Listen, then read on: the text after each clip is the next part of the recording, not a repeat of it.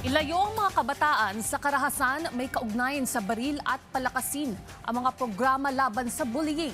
Ilan lang ito sa layunin ng Child Safety Against Gun Violence Act na isinusulong sa Kamara kasunod ng nangyaring pamamaril sa isang eskwelahan sa Tacloban City noong nakaraang buwan. Yan ang ulat ni Sheila Natividad.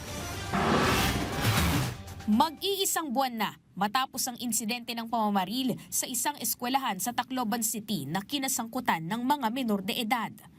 Pero higit sa pagkasawi, malalim na sugat ang iniwan nito sa mga pamilyang naulila.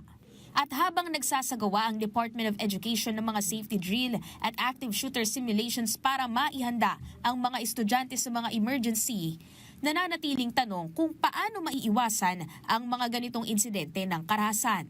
Ito ang layunin ng House Bill No. 10058 o ang Child Safety Against Gun Violence Act na inihain ni Akbayan Party List Representative Chel Jokno. Ilan sa mga pangunahing layunin ng panukala ang pag-iwas sa pagkakasangkot ng mga bata sa gun violence, pagpapanagot sa mga magulang o legal guardians at paglikha ng mas ligtas na kapaligiran sa mga paaralan. Una, gagawing gun-free zones ang lahat ng mga paaralan kasama ang 100-meter radius sa paligid nito. Ibig sabihin, ipagbabawal ang pagdadala ng baril sa mga nasasakupang lugar. Ipagbabawal din sa mga menor de edad ang pagmamay-ari o paghawak ng baril at mga bala nito. Maging sa mga shooting range, hindi na rin papayagang mag-ensayo o pumasok ang mga edad 21 pababa. Pangalawa, para sa mga magulang o legal guardians na may baril sa bahay, mandatory na ang pagtatago nito sa ilalim ng panukala sa isang matibay na gun safe at dapat din ay hindi ito loaded.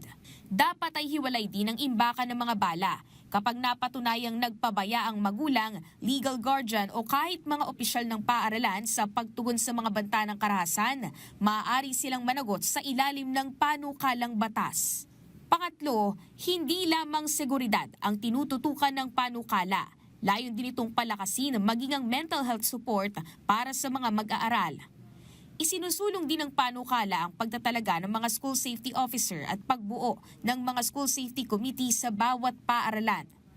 Palalakasin din ang mga anti-bullying program at daragdagan ng mga guidance counselor para mas maagang matukoy ang mga posibleng banta ng karahasan at matulungan ang mga mag-aaral na dumaraan sa mga emosyonal na suliranin.